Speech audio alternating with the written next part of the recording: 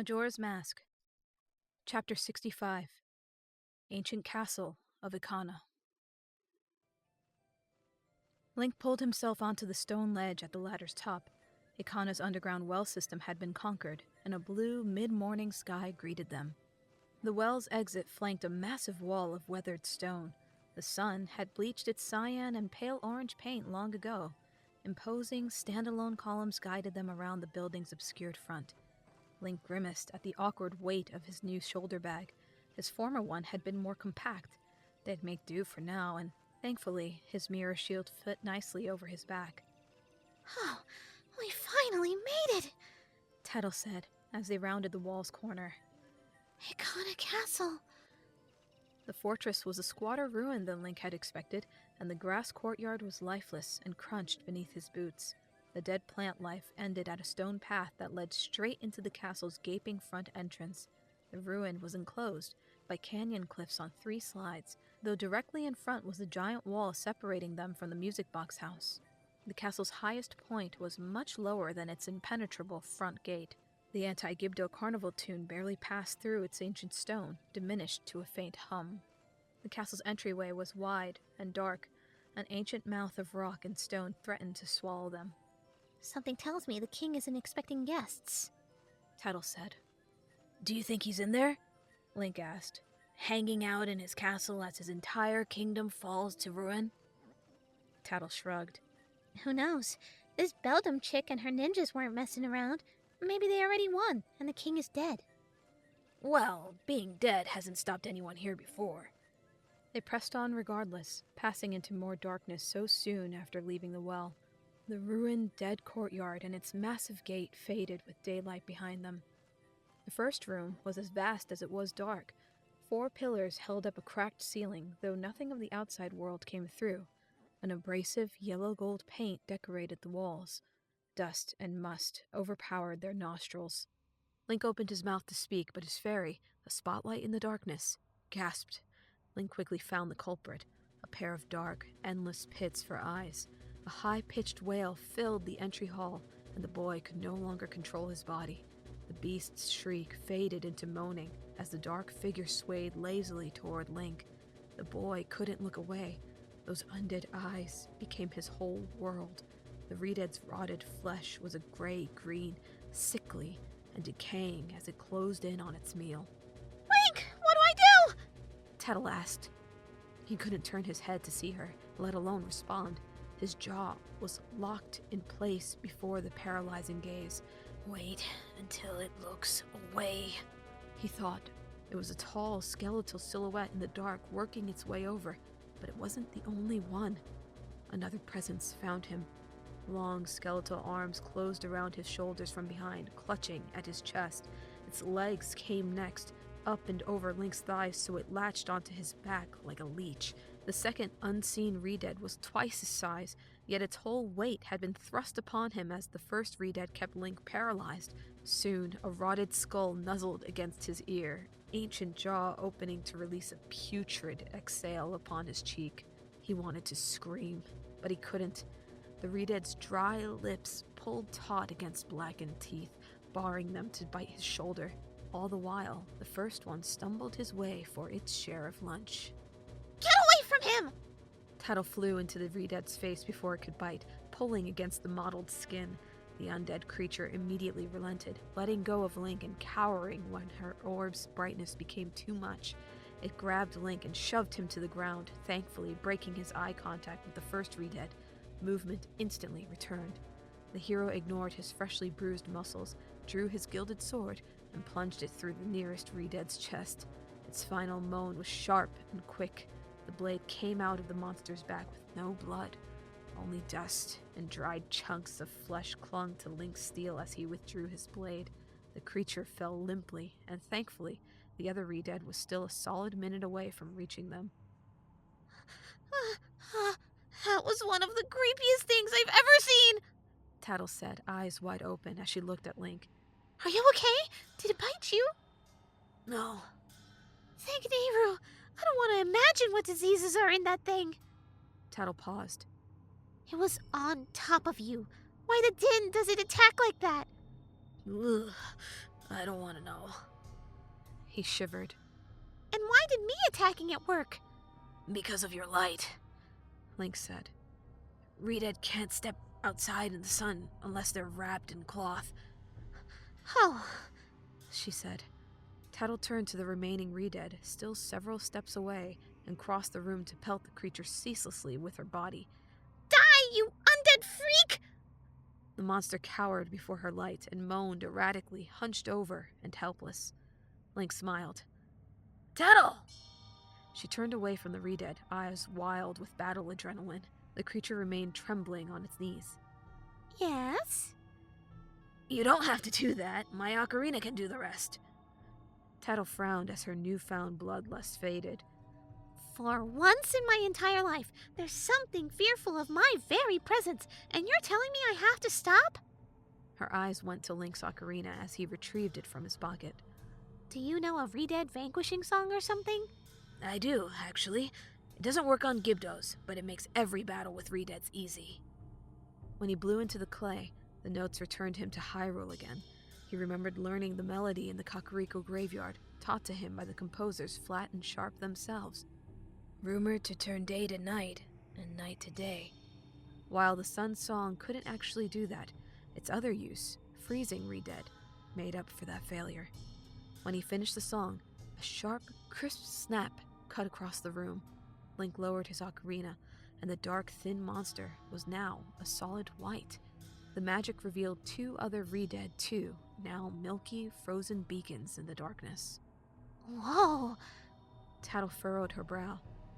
Does every song you know on that thing cast a spell? No. Well, you've used it to raise temples, travel through time, and heal spirits. Have you told me where you got that thing? Have I ever asked? Link considered, sliding his sword from its scabbard to slay the nearest frozen Redead. While paralyzed, it made no sound as it died, never leaving its petrified state. They walked along the long, empty entrance hall to slay each monster. Zelda gave it to me, Link said. She was fleeing from Hyrule Castle and tossed it to me before Ganondorf saw. Ha! Right, Ganondorf. His parents really sealed his fate with a name like that. She paused. Where did Zelda get the ocarina from? The royal family of Hyrule. Ha! Kings and queens passed it down to her, and then she gave it to me, so I could open the doors of time. Those doors sealed me away for 7 years. That's why I was 17 when I defeated Ganondorf. I won when I trapped him in those same doors across all of time, so that when I came back as a child, he was still locked away. But I bet you're not the first person to realize the ocarina can use magic, Tattle said. You have no idea who made it? What it's made of? Who gave it to the royal family originally? No, Link said, stowing his weapon once the last Redead was slain. Maybe the royal family made it themselves? They're involved in a lot of mystical stuff, especially stuff with the goddesses. So you think the goddesses are connected to the royal family? Tattle asked. Yes, Link said, without a doubt. They're ordained by the goddesses to rule Hyrule. Tattle frowned. Ah, nothing like the divine right to rule as a mechanism of infallible power and control. What? Link stammered. Never mind. You'll have to give me the abridged history of Hyrule later. She floated to the next main doorway leading deeper into the castle onward. At the end of the immense entry hall, shrouded in decay, a massive stone block obstructed a doorway. A familiar drawing of the sun was etched into it. Do you think that block is activated with your mirror shield like the other one? Link looked around the room for an answer. There was no daylight to make his mirror shield useful. The front entrance's light was too far away. Link searched the ceiling for a hatch or closed window, but it was too shrouded in darkness. Doesn't matter. I don't see a way to get sunlight in here. Thankfully, the blocked room was flanked by 2 less prominent doors. One was barred on the right, but the left door was an unobstructed stone slab. Let's just hope we never have to get past that block or those bars, Link said. Yeah, Tattle said sarcastically. Because we never end up going through big, intimidating doors directly across from the main entrance. Despite the left door being unlocked, the slab was difficult to move. Link pressed it inward, but it barely budged as he tried sliding it into its groove. This is ridiculous. His breaths grew heavy as he struggled with all his might against the heavy stone. See, now you know what it feels like to be a fairy. Times like these are when the Goron mask was really handy. It eventually budged, sliding into place and gliding over to reveal the next room. Unlike the one before it, it had no opening to the outside. It was a staircase spiraling up into complete darkness. You know, you're pretty fortunate to always have a fairy with you on adventures, Tattle said. Normal people have to deal with torches and stuff. Link smiled, but it faded when the bag dug into his side for what felt like the 100th time. Ow. Surely there would be a better one in such an ancient abandoned castle. He marched up the stairwell regardless, ignoring the discomfort. In an alcove beneath the first spiral of stairs, they found a small makeshift closet.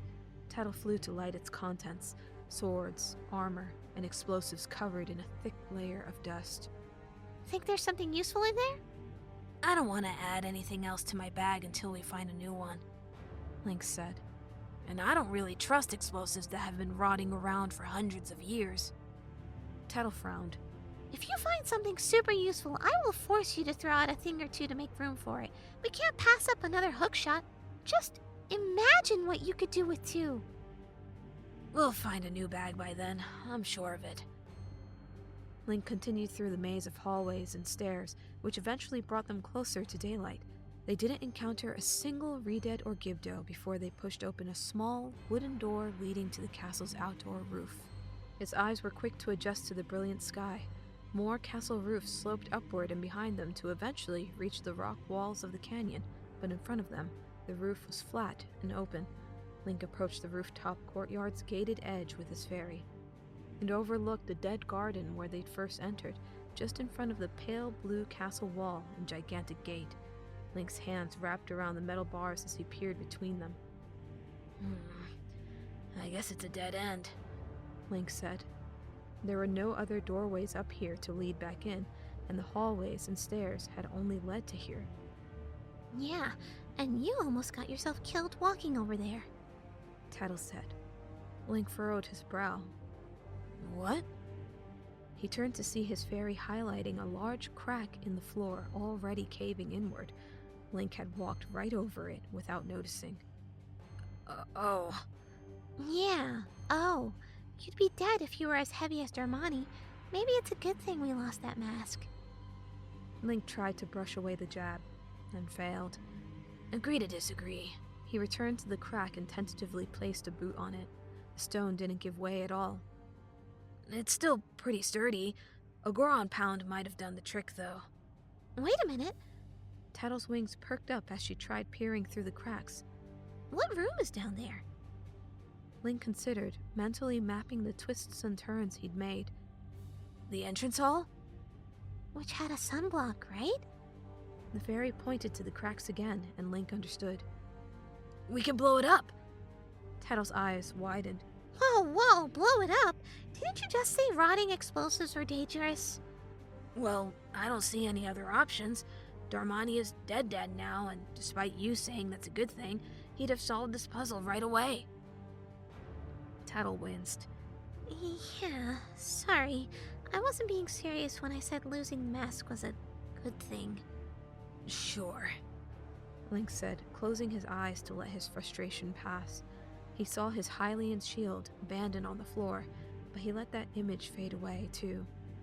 Maybe we should look around for a Megaton hammer before we go lighting bombs. Regrettably, they did not find a Megaton hammer. Tattle watched with unease as Link rolled a barrel from the staircase onto the roof. While the explosive had looked intimidating in the dark, it was 10 times worse bathed in daylight. The barrel was thick, brown, and bore a skull and crossbones. A tattered fuse remained intact, but it was only a few inches long. Den, the fairy thought. The barrel had weakened in places. Explosive powder, some of which had browned, leaked out of the rotted wood. It smelled terrible, too. That thing should read suicide instead of powder keg. Tattle thought. The sun shone innocently on them, as if they weren't literally playing with fire. Hey, Link? Tattle said. What?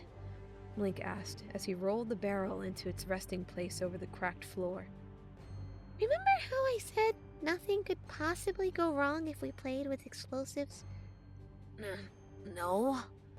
Well, I thought it, and I was being sarcastic. Sarcasm is usually my first assumption with you, he said, retrieving his bow and backing away. Since he'd lost all his arrows, he'd grabbed a weathered one from the same armory as the bomb. Fire kills you if it engulfs you, you know. Link pulled the dirty arrow against his clean bowstring. The red gem glowed furiously, and there was a fire at its tip. So, you don't think I should do this? I don't, Tattle said. But in this late stage of our journey, Cautious Tattle has retired. Link backed into the stairwell, partially obscured by the wall's shadow, and 50 feet away from the century-old keg. He aimed the lit arrow through the doorway beside Tattle, hesitating a final moment. Do you think this is far enough back? Tattle asked. I have no idea, Link said. Then he released the string and spun behind the stone wall with his fairy. The world flashed, blinding them. Heat and light tore through the ancient castle wall like paper. The stonework leapt at them as the air fried, numbing their hearing to a blur of pain. Tattle's vision quickly cleared, and she saw only charred rock and tiny flames in the debris. She blinked, spinning away, surprised to find herself still levitating, unharmed. She looked up first. Their target, the small, cracked stone, was gone, but so was the rest of the roof. They'd left a massive open crater behind, obliterating everything in the vicinity. She breathed in smoke and rubble, coughing, as she looked down to see the spot Link had been standing on. Gone. Crumpled. Tattle looked further down to see Link lying a floor below under a pile of loose stones. Link! As she flew to him, the boy stirred, coughing as he shrugged the debris off. His cheeks were flushed with heat. He was covered in soot, and his legs were shining with blood, only skinned. He hunched over, holding his stomach. He smiled weakly as he tried and failed to stand up straight. All good. Only lost about 3 hearts. Tattle scanned the boy up and down, looking for more serious injuries. But somehow, by yet another unbelievable stroke of luck, he'd probably walk it off within the hour. 3 hearts. Exactly how many do you have? I hope to... I hope to have 20 by the time I fight Majora. The fairy shook her head. I think the right number of hearts to have is 1, and if you lose any part of it, you're dead. Link swayed on his feet, but caught himself on the wall before tumbling over. His speech was still slurred as he tried shaking off the pain of a story-long fall. I disagree. More hearts, the better. Tattle sighed. You've been stabbed, blown up, burned, and electrocuted, and you're still standing, so who am I to argue? Link looked up to the staircase's top. Sunlight poured in, now that its top was gone, but it was impossible to see the rooftop from there. It was also impossible for him to climb back up now that the topmost stairs were eviscerated. Did it work? No, trust me, it more than worked. The walk back to the entrance hall was long, but by the time they reached it, Link was standing straight again and talking normally. Fresh bruises and cuts flowered on his skin, and his scraped shins scabbed over. He looked like he'd fallen the length of an entire chimney covered in razor blades, but he was moving like the hero of time despite it all. That boy is made of steel, Tattle decided. Maybe he does have 20 hearts. The grand first room was filled with debris and dust now. Beams of sunlight now poured through the absent ceiling far above. Golden light was now bright, its darkness banished, and Powder Keg had likely been loud enough to wake up anyone, or anything, still asleep. Tattle was surprised no monsters greeted their return. Only the dead re-deads from before still lay in defeat. Link wordlessly walked to the middle of the room, drew his mirror shield, and knelt in the sunlight. his weapon spotless, clean surface reflected daytime over the block with a painted sun. Its face lit up, as the last one had, and Tattle watched as the thick blue stone slid outward into the wall. An open doorway now led into darkness. No big heavy door this time, Tattle said. Thank Nehru, Link replied, putting his shield on his back and fixing his bag. He walked forward to the new hallway but stopped when they heard something. Moaning. Uh-oh, Tattle said, backing away with Link as a Redead stumbled into the well-lit room. It was just as decayed and terrifying, its empty eyes reaching out for a foe. Link had learned his lesson and averted his eyes, drawing his ocarina as he backed to a safe distance. However, a thought occurred to Tattle. Oh, wait! He did, looking confused as the monster still hobbled toward them. Try your Gibdo mask, Tattle said. Link wrinkled his brow, but obeyed. You think it'll work? It's not a Gibdo if it's not wrapped. I don't know, but it's worth a shot. What if it has information? When Link put the Gibdo mask on, the Redead reacted instantly. The undead corpse straightened itself into a salute, as if electrocuted. Link and Tattle did their best to watch without making eye contact with the creature, but that no longer became an issue when the Redead began to dance. The monster put its hands over its head and spun on its toes. The undead corpse turned in slow circles, one foot inching along to rest on his adjacent knee, forming a diamond. The Redead spun in place as its moaning turned into a song-like grunting. They stared in awe for a moment. Have we Tattle said, struggling to find the words. been killing off an intelligent species this entire time? The creature kept dancing like a ballerina, no longer interested in feasting on human flesh. It's not intelligent, Link said. Just because a cannibal starts dancing doesn't mean it has a soul. Tattle kept watching the Redead spin and spin and spin. For a moment, she and the hero of time took a break from their adventure as life briefly returned to the ruins of an ancient civilization. Link gave one final push, and the next heavy, circular door slid into its groove. On the other side, the sheer volume of light in Ikana Castle's throne room was grand. Throughout his time in the canyon, the ancient artwork of its dead inhabitants had been fractured, incomplete. Here, it was preserved through time. A deep crimson pathway of marble led from the door to the room's end. Flanking the red path, cyan lines zigzagged in a maze against the floor's otherwise white background. The back wall boasted carvings of people, animals, unknown symbols, and even the gentle crests of an ocean's waves. The high ceilings and vast floor held nothing, save for a tall chair against the back wall. Two windows on the right let in shafts of daylight. Dust dotted the sun's golden fingers like miniature fairies spinning softly in place. Link's boots echoed against the stone with each step, filling the room with an intruder's melody. The room seemed like an enormous tomb, like it wanted to remain undisturbed.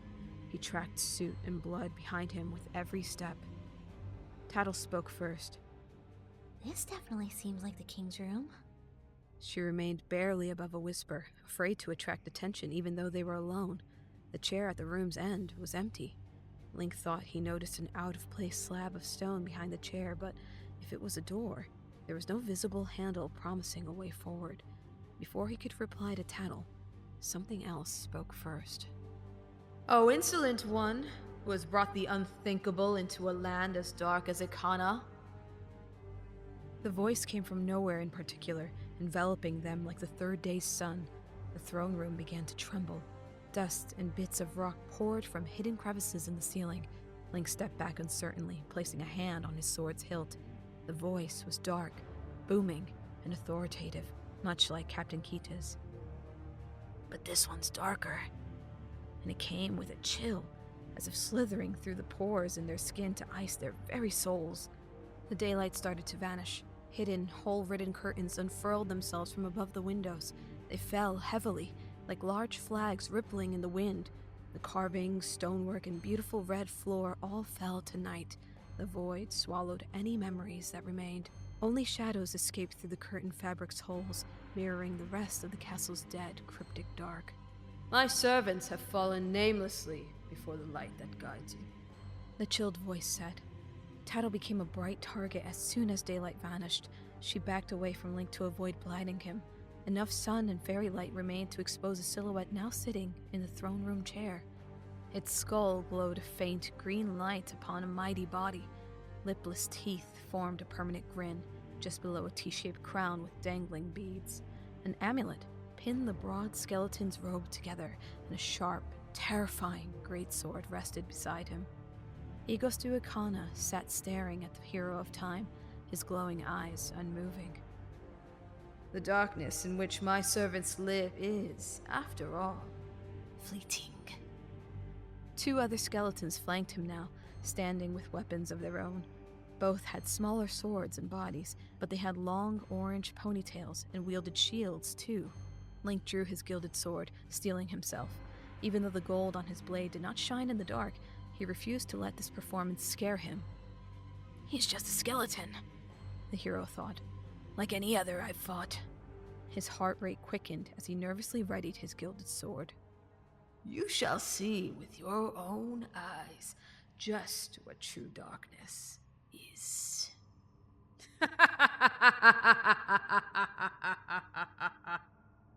The king laughed, his large, bony jaw cracking as the guards beside him shrieked horrific battle cries. They ran, swords raised, across the empty throne room to meet him. "You've got this, Link!" Tattle said as she flew above the battle. In near complete darkness, Link would need his other senses to guide him. His fairy did her best to illuminate the tall skeletons from afar. The left skeleton, the one with the longer face, slashed first. Link blocked it with his sword, but the one with the squatter face struck almost in tandem. Rather than leave himself open by using his shield, the hero spiraled backward, forcing Longface's blade away. Link, sword and shield at the ready, prepared himself for battle. Steel against steel rang in the empty throne room, and each note whispered death. The horrid green eyes of the skeletons and their shrieks filled each second, and he knew the next moment could be the end of everything after one clean cut.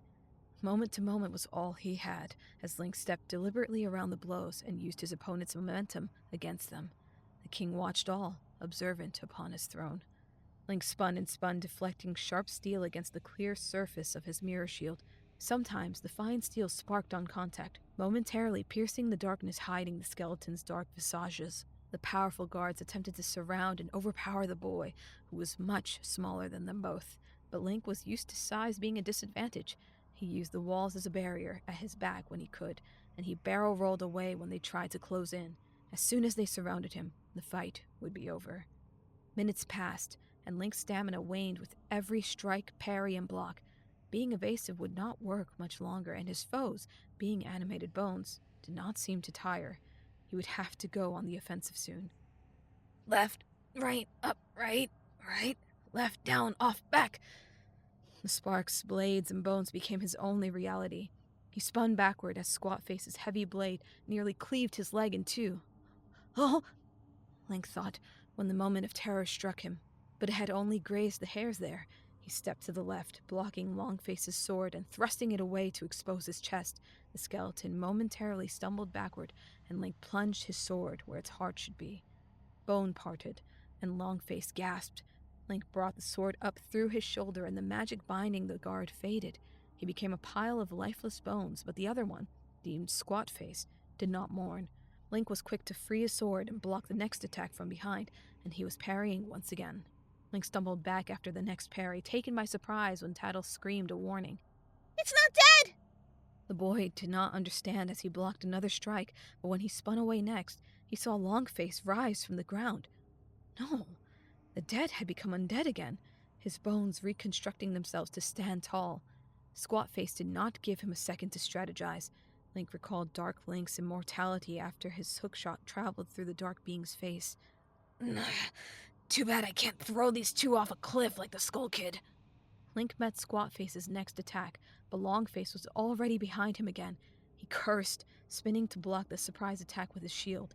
He backed away from them, newly exhausted as his two opponents regrouped. Tattle, Link stammered. Any ideas? Tattle sputtered, trying to avoid the blades herself as she remained close enough to light the battle. Have you tried your masks? No, he thought, unable to speak. Right, left, up, left, back. He hadn't even considered them. Sometimes the only weapon he remembered was his sword.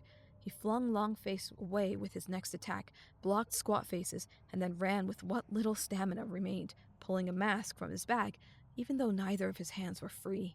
The captain's hat was soon over his head, covering his blue eyes to make them glow. Halt! Link commanded. This is your captain speaking. But the skeletons did not stop. Their swords were upon him again. He was caught off guard by their speed, barely keeping up with the new onslaught. Back, back, back, back, back, back, back, back, back. It was what he'd feared since the beginning. They began to corner him, as each of his own parries came slightly slower than the last until one broke free. Link watched as the blade slashed across his face. There was a crackling sound that jarred his skull, and the boy expected to see an explosion of red. Blood, gore, darkness, and then nothing. But the crack turned out to be his mask, cleaved from his face and only grazing his cheek. Link stumbled back, continuing to meet more attacks as the captain's hat fell in ruins. His strength faded with each breath, but his enemies were tireless. His bulky bag got heavier with each sidestep. They kept nearing the wall. The curtains! He understood immediately. Light. It always proved the best way to fight darkness, as the king himself had said. The next time Link blocked an enemy's sword, he surprised his foe by launching the mirror shield's sharp bottom into his torso. The guard released a breathless gasp, and Link blocked a blow from Squatface before he spun to decapitate his stunned opponent.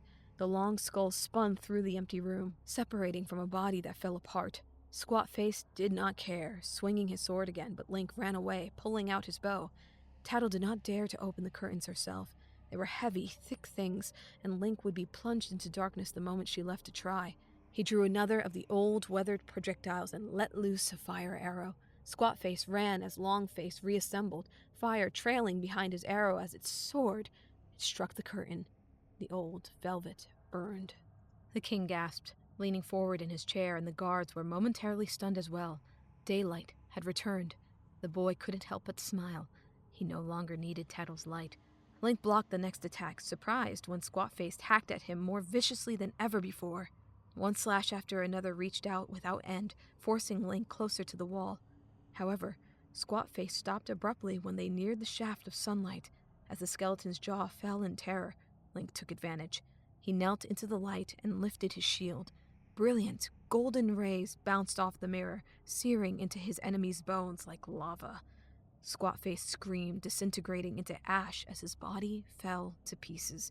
His mirror shield radiated like a hot poker, its magical surface intensifying in the sun's holy light. As Squatface's skull bounced away intact, Link looked up to see Longface already shrieking to announce a final onslaught of his own. It was cut short when the mirror shield's reflection simply moved slightly to stop him too.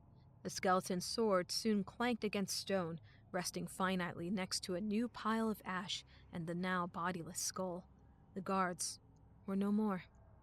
But Link's victory was short-lived. Another angry voice filled them as the king, guided by fury, jumped from his chair and sprinted. His shriek was as cold as it was imposing, more human than the guards' bestial cries. Link could tell he was far taller, stronger, and smarter. The beads on his crown dangled and his eyes shone.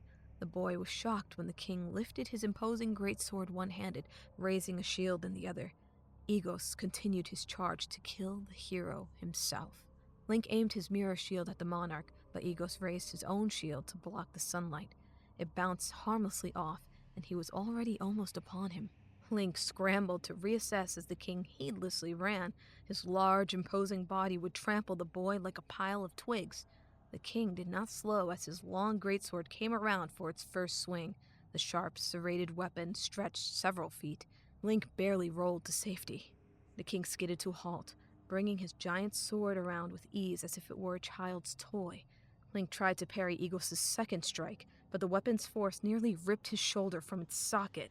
Link's gilded sword spun away from its grasp, even as the king raised his weapon for a third lethal blow. The hero barely raised his shield in time. Metal clashed against magic glass, but the boy was not strong enough to stand. The strike sent him hurtling through the air. He screamed as he arced across the throne room. Link fell beneath the second curtained window, gasping for air as Igos charged, great sword raised. Now swordless and shieldless, Link fumbled for his bow. He pulled out an arrow just as the king skidded to a halt before him, deadly blade raised. The boy released his bowstring as the sword came down to kill him. Crunch. Igos teetered on his feet, an arrow sticking from his forehead. The greatsword stopped an inch from splitting Link's skull in two. The boy did not wait, aiming another fire arrow upward. It burned the other curtain, and the second shaft of light fell over the ancient king of Ikana Canyon. The monarch screamed as he burned, Link rolling away from his enemy's weapon as he died. Sweat clung to Link's blood-soot-stained face. He panted as he watched his foe fall. Link retrieved his sword and shield as Tattle joined him. The cries of Igos du Ikana did not last long. Tattle seemed pleased, but before either could speak, Longface sprung into the air. The floating skull, long ponytail trailing behind it and eyes still glowing, was now levitating. Its body remained ash. It looked around furiously until its eyes found Link. The boy kept his sword at the ready as Squatface's head joined his companions. It slammed into Longface, causing a horrible, hollow crack to echo across the room. "You're blocking me!" Squatface boomed, his voice deep and unintelligent. "Get out of the way, I can still get him!" Blocking you? Longface shrieked, his voice much more high-pitched. The reason he beat us is because you were so feeble. Don't blame this on me. Squatface's eyes narrowed. "What? Just try saying that again to my bony face." The two skulls continued jittering childishly, their actual adversaries forgotten. "Feeble, feeble, feeble." Longface shouted.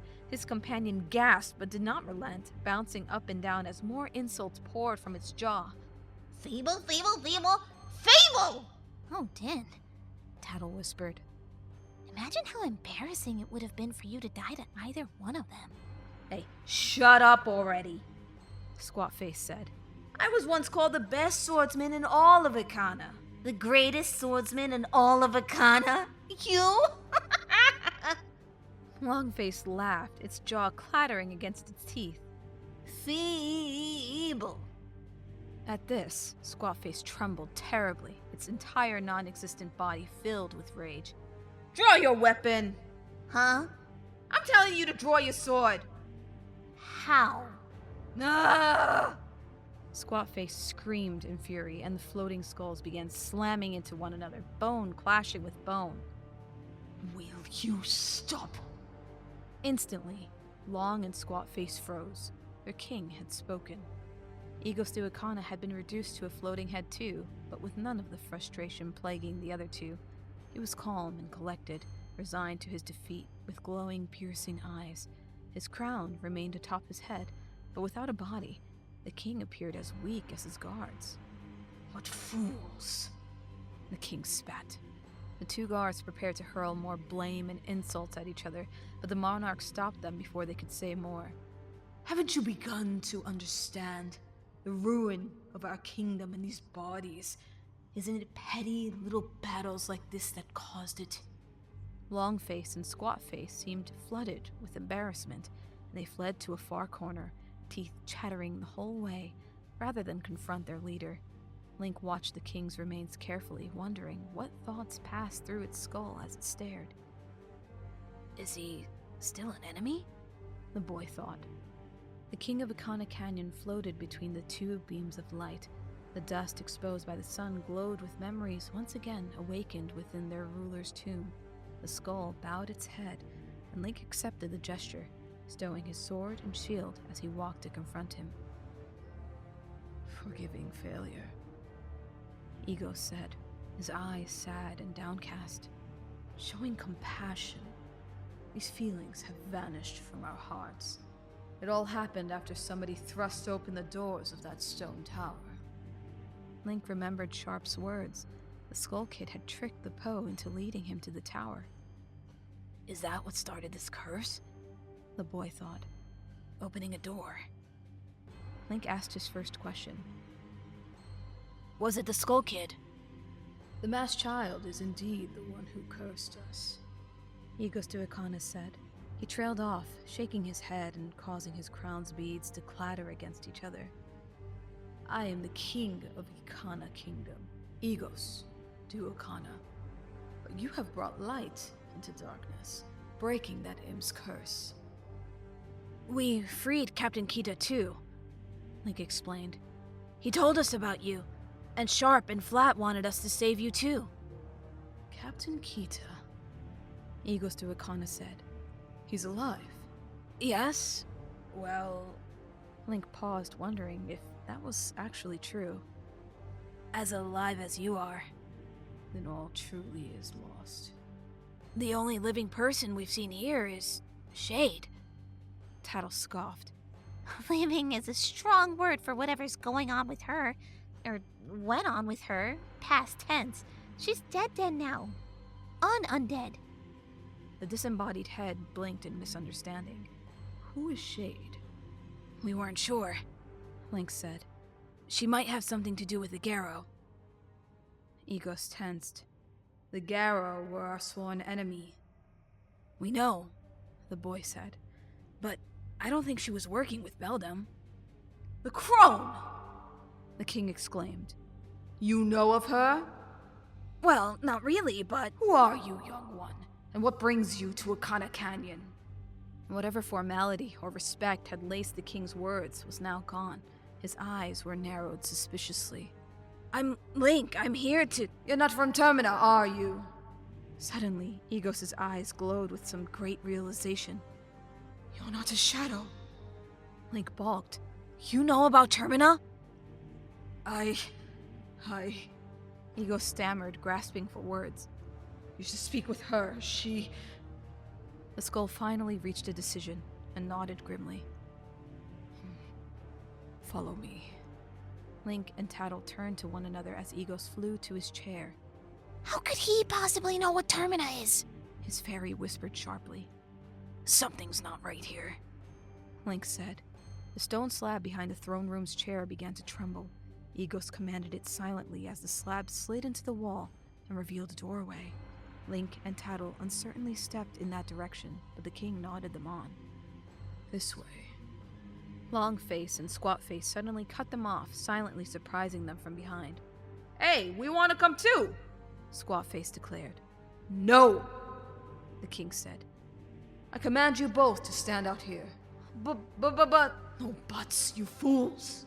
What are we staying out here for? Longface asked. To stop the Redead from coming in. I don't know. I bet some of them aren't free of the curse yet.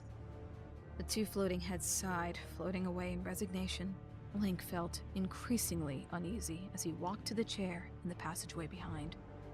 Igos du Ikana made sure they were following before slipping inside. Be prepared for anything, Tattle said, as they stepped into the secret passageway. They entered a narrow stone hallway with a low ceiling. Torches lit the long walkway. Link and Tattle walked side by side with the floating head as their guide. Do you think Beldam's down there? Tattle asked. I'd say that's a strong possibility. Link wasn't sure if that would be a good or bad thing. Soon they entered a large room. While smaller than the throne room, it boasted a massive staircase, which led up to yet another enormous chair. On either side of the steep steps, papers, books, statues, and other discarded possessions covered the floor. Wooden doorways flanked the staircase's bottom, promising that this was not the end.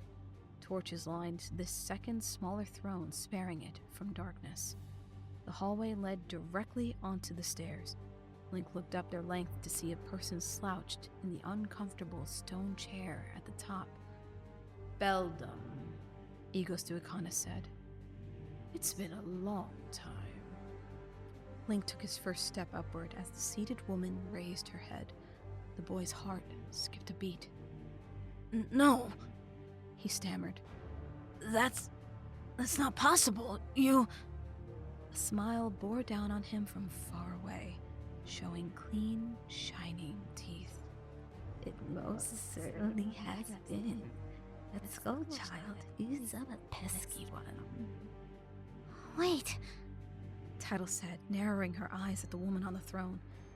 Link, is that the Grey Witch? Now that's not kind. The crone who called herself Beldam said. The old woman cackled madly. My hair hasn't always been grey. A single golden eye shone down on them with a red iris that only saw truth.